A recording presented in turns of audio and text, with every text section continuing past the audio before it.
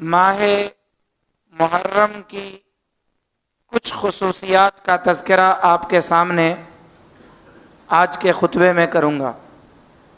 حاضرین گرامی، ہم جس مہینے سے گزر رہے ہیں اسلامی سال کا پہلا مہینہ ہے، اور آج اس مہینے کی 8 تاریخ ہے۔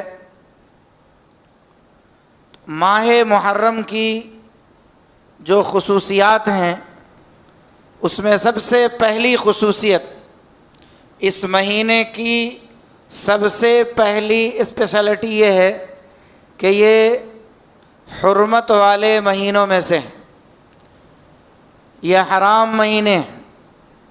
حرام جب ہمارے نظر کے سامنے آتا ہے یا کانوں سے یہ بات ٹکراتی ہے تو ہم یہ جانتے ہیں کہ اس سے برائی جھلکتی ہے، کچھ نہ کچھ برا ہے، اس لیے یہ چیز حرام ہے۔ لیکن یہی لفظ جب عربی زبان میں آتا ہے تو یہ احترام کے معنی میں ہوتا ہے، عزت کے معنی میں ہوتا ہے، شرف کے معنی میں ہوتا ہے، اور اسی حرامیم سے احترام بنا۔ تو یہ حرام سے مراد احترام ہے، وہ نہیں جو ہمارے ذہن و دماغ میں گھومتا ہے۔ علامہ ابن کثیر رحمہ اللہ نے اس حرام کو سمجھنے کے لیے بڑی بہترین نقطہ بتایا، اور ہم سب جانتے ہیں کہ حرمت والے مہینے 4 ہیں۔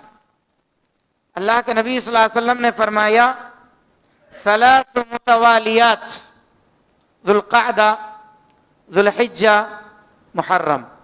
یہ جو 3 مہینے ہیں پے در پے ہیں، اسٹیپ بائی اسٹیپ ہیں، اور یہ 4تھا جو مہینہ ہے وہ رجب کا مہینہ ہے۔ تو پہلی جو خصوصیت ہے، پہلی جو اسپیشلٹی ہے وہ یہ کہ یہ مہینہ حرمت والا ہے۔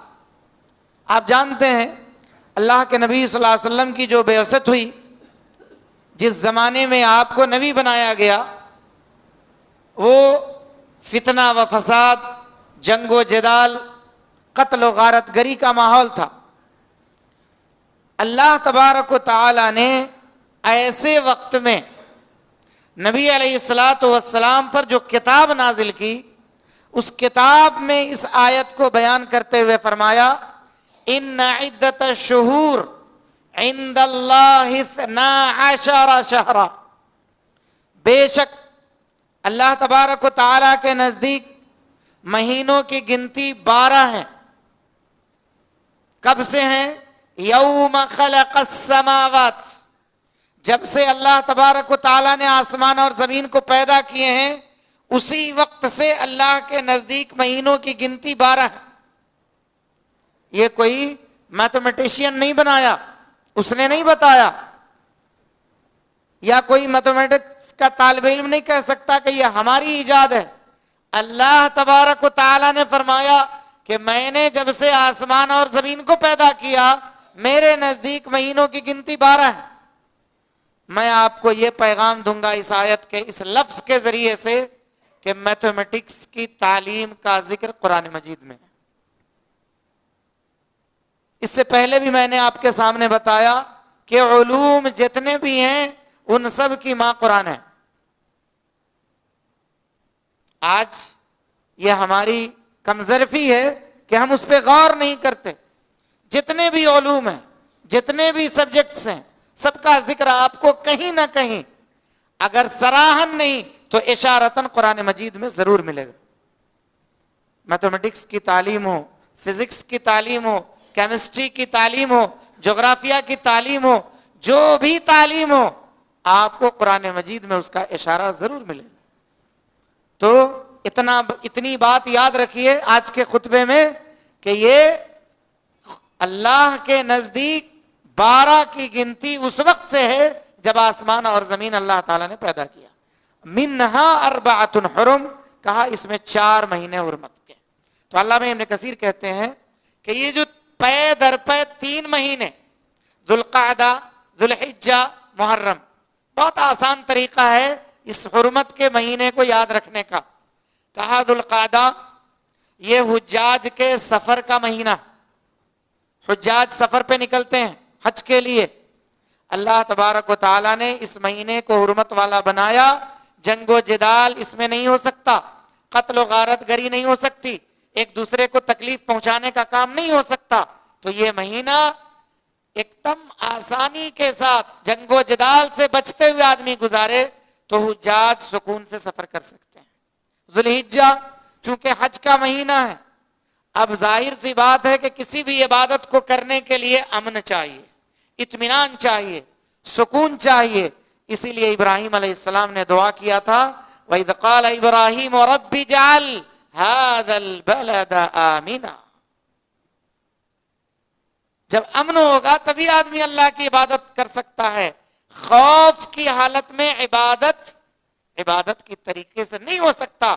اسی لیے اللہ تبارک و تعالی نے سورۃ القریش کے اندر کیا فرمایا؟ فَلْيَعْبُدُوا رَبَّ هَذَا الْبَيْتِ الَّذِي أَطْعَمَهُم مِّن جُوعٍ وَآمَنَهُم مِّن خَوْفٍ.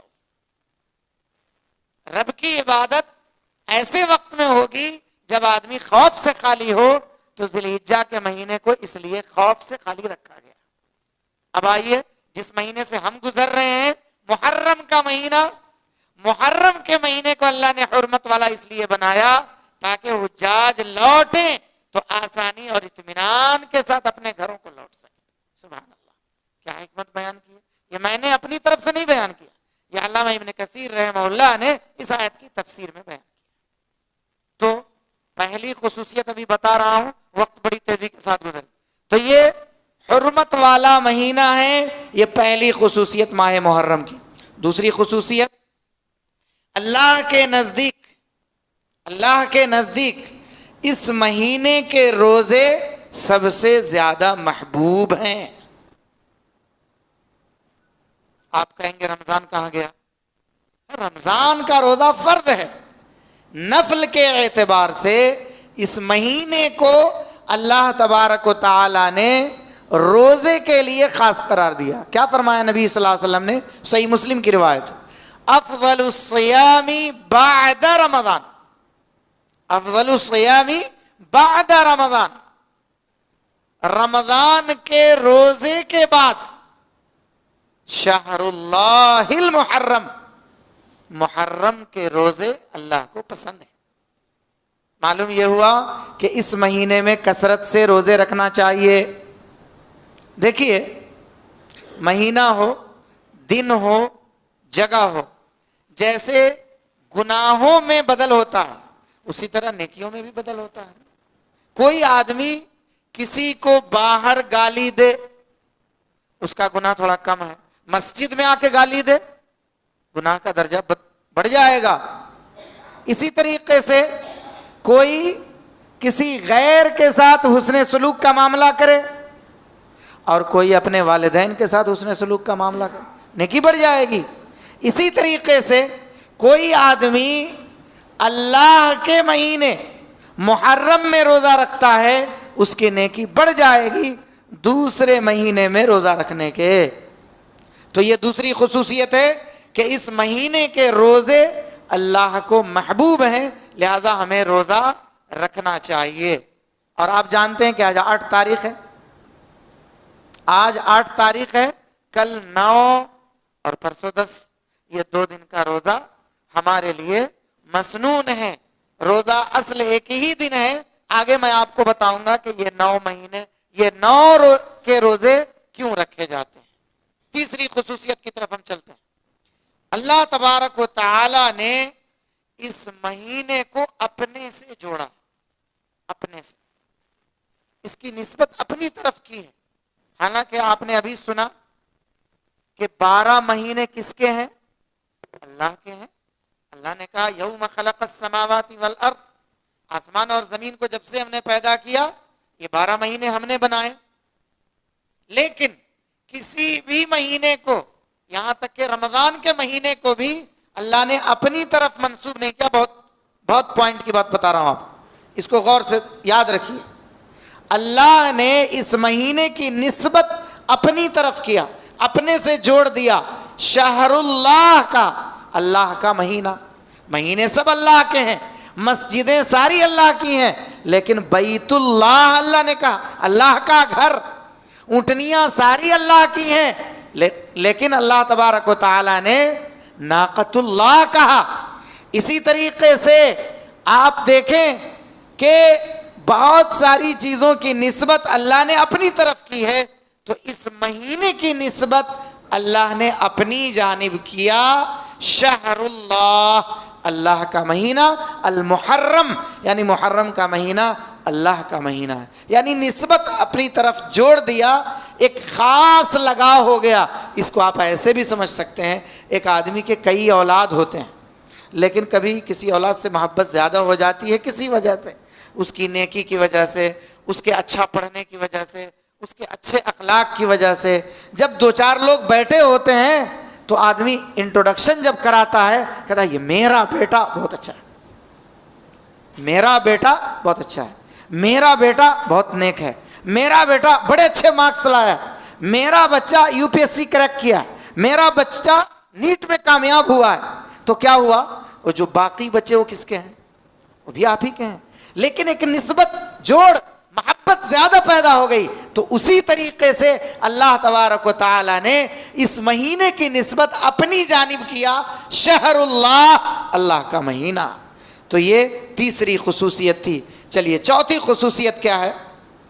چوتھی خصوصیت اس مہینے کی یہ ہے کہ یہ ہجری سال کا پہلا مہینہ ہے اور اس کی نسبت ہجرت سے جڑی ہوئی ہے. ہجرت بولنے میں کتنا آسان لگ رہا ہے ہجرت، لیکن ہجرت بہت ساری قربانیوں کا مجموعہ. ہجرت اپنے پیچھے بڑی بڑی قربانیاں لیے ہوئی ہیں.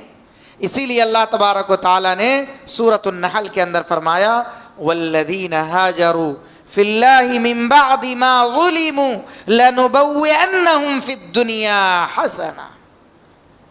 جن لوگوں نے ہجرت کیا، وہ کون لوگ تھے جنہوں نے ہجرت کیا؟ اللہ کے نبی علیہ الصلوۃ والسلام کے ساتھ اولین ہجرت کی. اللہ تبارک و تعالیٰ نے فرمایا لَنُبَوِّئَنَّهُمْ فِي الدُّنْيَا حَسَنًا. اللہ رب العالمین انہیں آزمائے گا اور انہیں دنیا کے اندر اور آخرت میں اس کا بہترین بدلہ دے گا. ہجرت بڑی عظیم چیز ہے، یہ سب کو حاصل نہیں ہوتی. اور ہجرت کے بعد اللہ تبارک و تعالیٰ نے تمام گناہوں کو معافی کا اعلان کیا ہے. تو بھائیو، اسلامی سال کا کیلنڈر جو شروع ہوتا ہے وہ اسی ہجری مہینے کے اعتبار سے شروع ہوتا ہے. آپ جان لیجئے کہ کیلنڈر بہت سارے تھے. عیسوی کیلنڈر ہے، بکرمی کیلنڈر ہے، اور اس سے پہلے اس زمانے میں کسی سال کو کسی چیز کے ساتھ منسوب کر دیا جاتا. جیسے مثال ہم تاریخ پڑھتے ہیں، سیرت پڑھتے ہیں نبی صلی اللہ علیہ وسلم کی، آپ کی پیدائش کے بارے میں کیا کہا جاتا ہے؟ عام الفیل، عام سال، ہاتھی والا سال، ہے نہیں؟ ہاتھی والا سال کیا مطلب؟ جس سال ابرہہ جو ہے اپنے ہاتھی کا لشکر لے کر مکہ کعبۃ اللہ پہ حملہ کیا، اس کو کہا گیا عام الفیل، ہاتھی والا سال. اسی طریقے سے اللہ کے نبی حضرت خدیجہ رضی اللہ کے نبی صلی اللہ علیہ وسلم کی بیوی خدیجہ رضی اللہ تعالیٰ عنہ کا انتقال ہوا، اس سال کو کہا گیا عام الحزن، غم کا سال. اسی طریقے سے اللہ کے نبی کے ہاتھ پر جب بیعت لیا گیا، بیعت عقبہ اولا، عقبہ والا سال. تو اس طریقے سے سال کو یاد کیا جاتا تھا. آج بھی پرانے لوگوں سے آپ پوچھیں پیدائش وغیرہ، کہتے ہیں وہ جب وہ فلاں جگہ فساد ہوا تھا نا اس سال میں، اسی سال میری پیدائش ہوئی. تو سال کو قید کرنا، سال کو یاد کرنا، یہ اس زمانے میں اسی طریقے سے تھا. کوئی ڈیٹ وغیرہ نہیں تھا. لیکن جب اسلام کے فتوحات زیادہ ہونے لگے، اسلام دنیا میں تیزی کے ساتھ پھیلنے لگا، تو بس مشورہ کیا گیا اور صحابہ کرام رضوان اللہ علیہ مجمعین جمع ہوئے. عمر بن خطاب رضی اللہ تعالی عنہ نے جو مشورہ دیا وہی مشورہ ایکسیپٹ کیا گیا. مشورے بہت آئے, اللہ کے نبی کی پیدائش ہے اور بھی دوسرے واقعات کی طرف, لیکن صحابہ کرام نے ہجرت کو چنا اس لیے کہ اسلام جو ہے وہ قربانیوں والا دین ہے, اسٹرگل والا دین ہے.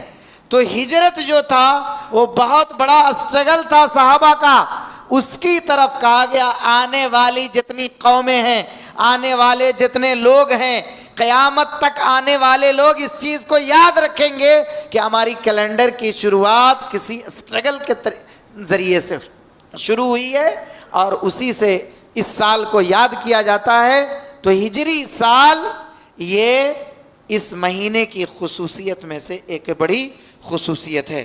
تو یاد رکھیے دوسری چیز اس حوالے سے یہ ہے کہ ہم ایک قوم ہیں, ہم ایک نیشن ہیں. ہماری ایک قومی خصوصیت ہونی چاہیے تو ہمارا اپنا ایک کیلنڈر بھی ہونا چاہیے. ہمیں فخر ہے اس بات پر کہ ہم دوسروں کے کیلنڈر کے محتاج نہیں ہیں, ہمارا خود اپنا کیلنڈر ہے. اسلامی سال کا نیا کیلنڈر یہاں سے شروع ہوتا ہے. یہ افسوس کا مقام ہے, نہایت ہی افسوس کا مقام ہے کہ ہم اپنے کیلنڈر کو یاد نہیں رکھتے. اور یاد رکھیے جو قوم اپنی چیزوں کو یاد نہیں رکھتی وہ بھلا دی جاتی ہے, اس قوم کی نشانی مٹا دی جاتی ہے. آج کسی سے بھی آپ اتنے سارے لوگ بیٹھے ہیں, میں نہیں سمجھتا کہ سب لوگوں کو ہجری سال یاد ہوگا اور ہجری تاریخ یاد ہوگی, جبکہ یہ ضروریات میں سے ہے, اس لیے کہ اس کا تعلق آپ کے دین سے ہے, صرف دنیا سے نہیں. عبادات کا تعلق اسی کیلنڈر سے ہے, بہت سارے معاملات ہیں اس کا تعلق اس کیلنڈر سے ہے. آپ ایک مثال میں دیتا ہوں, کوئی عورت عدت گزارنا چاہتی ہے, شوہر کی وفات ہو گئی ہے, 4 مہینے 10 دن, کہاں سے آپ تاریخ ڈھونڈیں گے؟ یہ ہجری سال ہے, چاند کے اعتبار سے آپ کو یاد کرنا ہوگا. تو عبادات کا جو تعلق ہے اسی ہجری سال سے ہے. یہ بہت بڑا افسوس ہے کہ ہم اپنے کیلنڈر کو بھول گئے ہیں, اپنی تاریخ کو بھول گئے ہیں, ان قربانیوں کو ہم نے بھلا دیا ہے جن قربانیوں کو صحابہ کرام رضوان اللہ تعالی علیہم اجمعین دے کر اور ہجرت کیے تھے. تیسری چیز یہ ہے کہ ہجرت اللہ کے نبی صلی اللہ علیہ وسلم نے جب کیا تو یہ آخری صلہ تھا, یعنی ظلم کی ایک آخری تاریخ تھی. تب اللہ تبارک و تعالیٰ نے آپ کو حکم دیا کہ اب آپ ہجرت کر جائیں. تو ہجرت سے پہلے اسلام مغلوب تھا, مسلمان مظلوم تھے. ہجرت کے بعد مدینے میں کیا ہوا؟ اسلام غالب ہوا, اسلام پروان چڑھا, مسلمانوں کو راحت ملی. اللہ کے نبی صلی اللہ علیہ وسلم کو 10 سال وقت ملا پلاننگ کرنے کا. آپ علیہ الصلوۃ والسلام نے پلاننگ کی اور پھر وہ وقت آیا کہ جہاں سے آپ نکالے گئے تھے بڑے ہی فاتحانہ انداز میں پھر آپ داخل ہوئے, جس کو اللہ تبارک و تعالیٰ نے انا فتحنا لک فتحا مبینہ کے نام سے یاد کیا. تو بھائیو یہ ہجری سال ایسے ہی نہیں ہے, اور بھی بہت ساری باتیں ہیں, بس چنندہ کچھ باتیں میں نے آپ کے سامنے رکھنے کی کوشش کی ہے. تو ہجرت کے بعد مسلمانوں نے اطمینان کی سانس لی اور ہجرت اسلام کی فتح کا آغاز بھی تھا, اسلام کی فتح کا آغاز بھی تھا. اور مسلمان اس کے بعد سے اپنے اندر سے خوف اور دہشت کو بھولنے لگے. ان کو فتوحات کی طرف نظر ڈالنی پڑی کہ اب کون سا علاقہ ہم فتح کریں گے, اب کس علاقے میں ہم جا کر اسلام کا جھنڈا لہرائیں گے, کہاں جا کر کے اسلام کی دعوت پیش کریں گے. وہاں اب ڈر اور خوف کسی طریقے سے نہیں رہا, اسلام بڑی تیزی کے ساتھ پھیلتا رہا. اس لیے مسلمانوں کو چاہیے کہ اس کیلنڈر کو عزت دیں, ہم خود عزت دیں. عزت دینے کا مطلب یہ ہے کہ ہم اس کو یاد رکھیں. جہاں بھی آپ کوئی تاریخ نقل کرتے ہیں اسلامی تاریخ کو نقل کریں, اس کے بعد عیسوی تاریخ کو نقل کریں. لیکن ہم سب سے پہلے انگریزی تاریخ ہم کو یاد رہتی ہے, بہت ساری چیزیں ہماری اس ملک کے اندر جڑی ہوتی ہیں, بینک کا مسئلہ ہے, سیلریز کا مسئلہ ہے, اسی طریقے سے ہم بزنس بیوپار کرتے ہیں، اس میں ٹھیک ہے، اس سے انکار نہیں ہے، لیکن آپ کو اپنی تاریخ بھی یاد رکھنی چاہیے تاکہ یہ تاریخ زندہ رہے، یہ کیلنڈر زندہ رہے۔ تو ہمارا کیلنڈر ہمیں یہ یاد دلاتا ہے کہ ہم بہت بڑی قربانیوں کے بعد دوبارہ زندگی پائے، اور وہ لوگ اگر یہ قربانی نہیں دیے ہوتے تو پھر ہمیں یہ زندگی نہیں ملی ہوتی۔ اس لیے بھائیوں، اس خصوصیت کو یاد رکھنے کی ضرورت ہے۔ ایک 5ویں خصوصیت بتا کر انشاءاللہ اپنی بات کو ختم کروں گا، اس لیے کہ وقت ہو چکا ہے، 5 منٹ اور باقی ہے۔ جو باتیں میں نے آپ تک پہنچائی ہیں، میں اللہ رب العالمین سے دعا کرتا ہوں کہ اللہ تبارک و تعالی ہم تمام کو اس پر عمل پیرا بنائے اور ان خصوصیات کو ہمیں سمجھنے کی توفیق عطا فرمائے۔ آمین۔ اقول قولی ھذا واستغفر اللہ لی ولکم ولسائر المسلمین فاستغفروہ هو الغفور الرحیم۔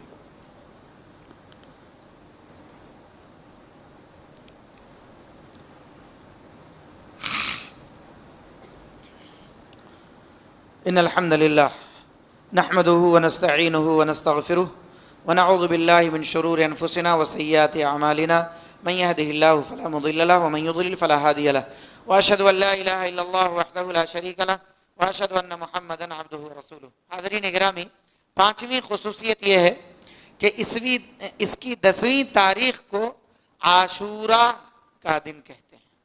عاشورہ یہ عشر سے بنا، عشر کے معنی 10، عاشورہ، اور یہ وہ تاریخ ہے عاشورہ یعنی 10 محرم۔ یہ 10 محرم کی تاریخ وہ تاریخ ہے جس دن دنیا کا طاغوت اکبر، طاغوت تو آپ جانتے ہیں، کئی بار آپ نے توحید کے سبق میں طاغوت کا سبق یاد دلایا گیا ہوگا آپ کو۔ اللہ تبارک و تعالیٰ نے فرمایا وَلَقَدْ بَعَثْنَا فِي كُلِّ أُمَّةٍ رَسُولًا أَنِ اعْبُدُوا اللَّهَ وَاجْتَنِبُوا الطَّاغُوتَ، یعنی اللہ کے علاوہ جن جن کی عبادت کی جاتی ہے وہ سب طاغوت۔ تو طاغوت اکبر جس نے سب سے بڑا دعویٰ کیا تھا انا ربکم الاعلی، انا ربکم الاعلی، یہ دعویٰ نہ اس سے پہلے کسی نے کیا تھا اور نہ اس کے بعد کسی نے کیا۔ یہ واحد شخص تھا جس نے کہا تھا میں ہی تم سب کا رب ہوں۔ یہ طاغوت کون تھا؟ فرعون۔ تو یہ طاغوت اکبر اسی 10ویں تاریخ کو ہلاک ہوا۔ یہ پوری دلیل کے ساتھ میں آپ کو بتا رہا ہوں، اطمینان کے ساتھ، کہ یہ 10ویں تاریخ تھی محرم کی جس دن یہ طاغوت اکبر ہلاک ہوا، ڈبویا گیا، غرق آب ہوا، اور موسیٰ علیہ السلام کو اس کے ظلم سے نجات ملی اور آپ کی قوم بھی فلاح پائی۔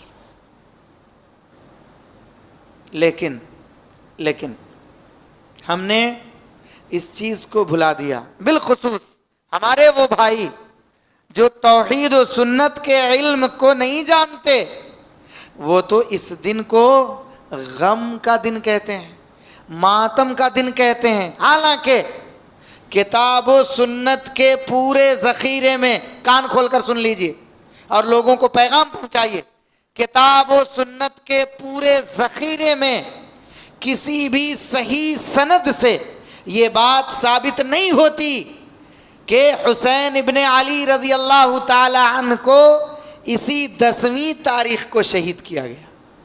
شہید کیا گیا یہ بات ہے، لیکن اسی 10ویں تاریخ کو آپ کو شہید کیا گیا، اس کی کوئی سند، صحیح سند نہیں ملتی ہے۔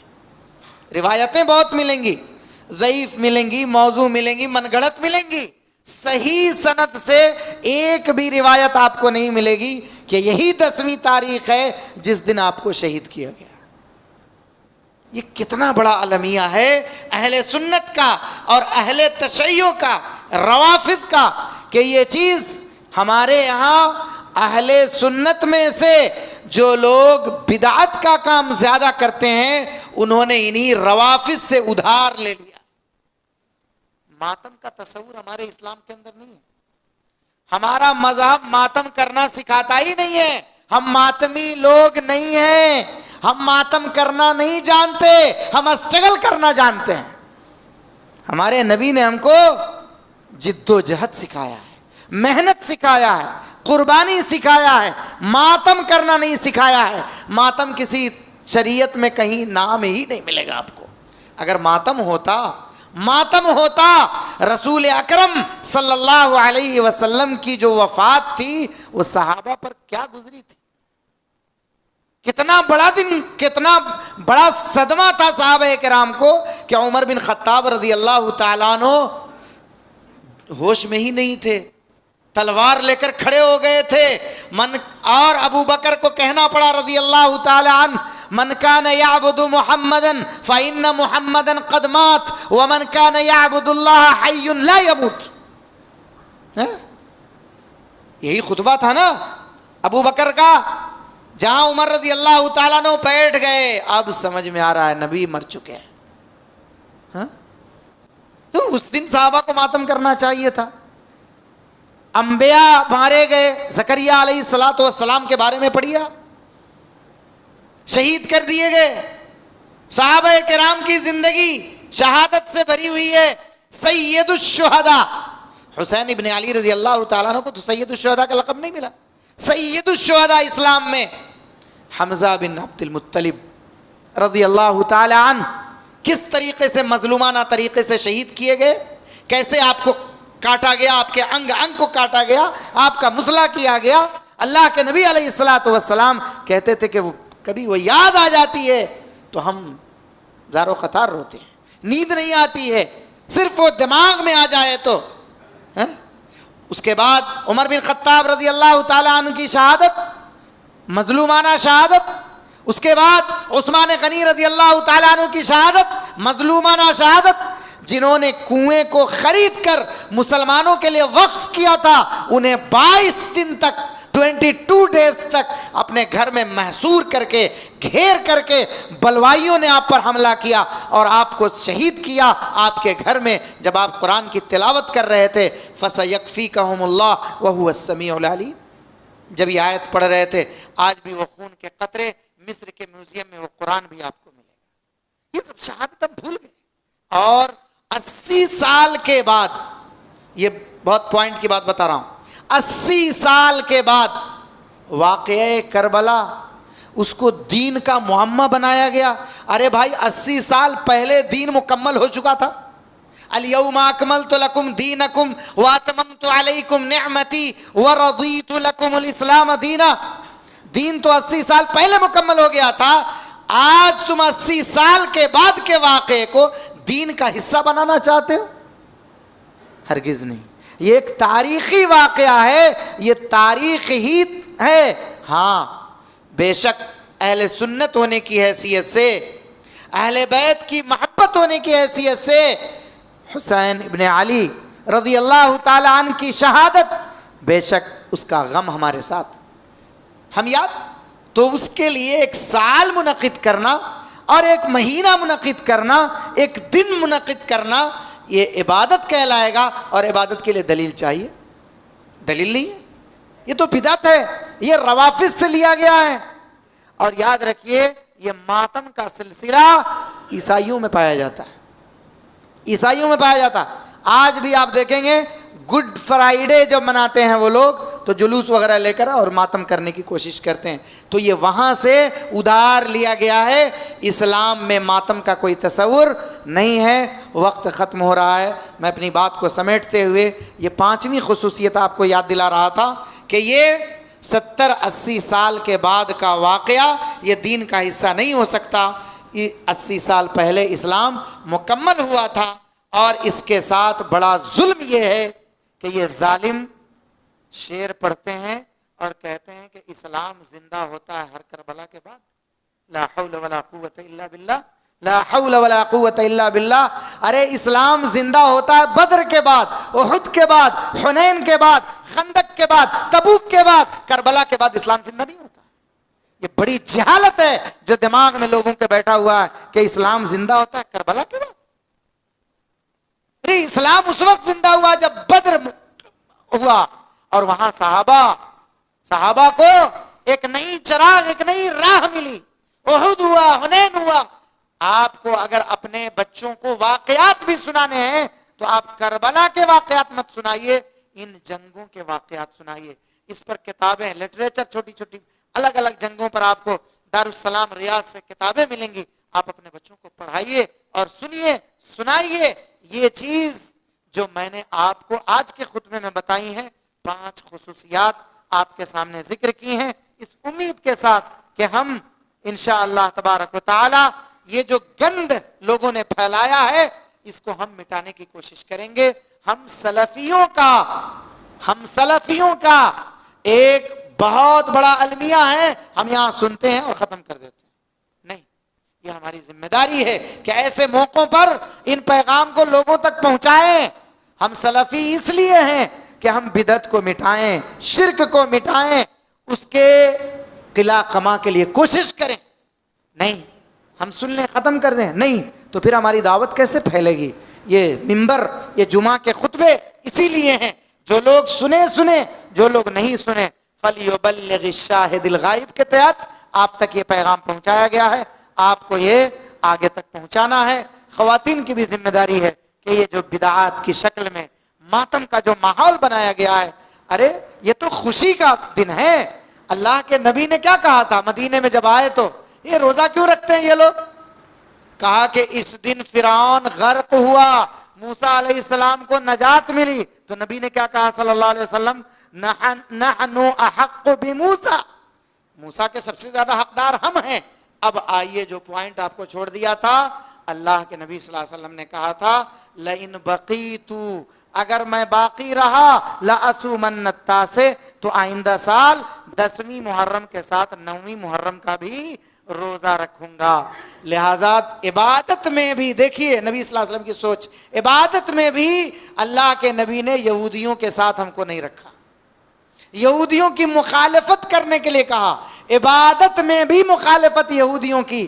آج لوگ یہودیوں کی بڑی اچھی طرح سے پیروی کر رہے، تو نبی صلی اللہ علیہ وسلم ہم کو وہ دین دے کر کے گئے کہ یہودیوں کی مخالفت کرنی ہے، 9 محرم کا بھی روزہ رکھنا ہے اور اس کے ساتھ 10 محرم کا روزہ رکھنا ہے۔ اور اس کے بارے میں کہا گیا کہ اگر آپ نے خلوص کے ساتھ اس روزے کو رکھا تو 1 سال کے گناہ آپ کے معاف ہوں گے۔ سبحان اللہ، اگر اللہ نے قبول کر لیا تو یہ اللہ تعالیٰ آپشن دیتا ہے، اس لیے کہ صغیرہ گناہ انسان کو یاد نہیں رہتے، گناہ کرتے ہیں گناہ یاد نہیں رہتا، ایسی چھوٹے چھوٹے مواقع آتے رہتے ہیں جس میں گناہوں کے کفارے کے لیے ہمیں مواقع ملتے رہتے ہیں۔ اللہ تعالیٰ سے میں دعا کرتا ہوں اللہ تعالیٰ ہم سب کے گناہوں اور خطاؤں کو معاف فرمائے۔ ہم میں سے جو بیمار ہیں اللہ تبارک و تعالیٰ انہیں شفاء کاملہ عاجلہ عطا فرمائے۔ بالخصوص ہمارے اس مسجد میں آنے والے خطیب حسن صاحب، ان کے والد کی طبیعت بہت زیادہ خراب ہے، میں ان کے لیے دعا کرتا ہوں اللہ تبارک و تعالیٰ انہیں شفاء کاملہ عاجلہ عطا فرمائے۔ اللہ ہر مریض کو شفا عطا فرمائے، ہر بیمار کو شفا عطا فرمائے۔ اللہ ہر مقروض کے قرض کی ادائیگی کا ذریعہ فرمائے۔ اللہ اسلام اور مسلمانوں کی حفاظت فرمائے۔ اللہ شرک کے خاتمے کا ہم سب کو سبب بنائے، بدعت کے خاتمے کا اللہ ہم سب کو سبب بنائے۔ اللہ امت کو صحیح دین کو سمجھنے کی توفیق عطا فرمائے۔ الہ العالمین جو لوگ یہاں پر موجود ہیں اللہ انہیں اس بات کی توفیق عطا فرمائے کہ وہ کتاب و سنت کی باتوں کو اپنے ان بھائیوں تک پہنچانے کا عزم کریں جو لوگ اس چیز کو نہیں جانتے ہیں، اور اس کے بعد انہیں اللہ ہدایت عطا فرمائے۔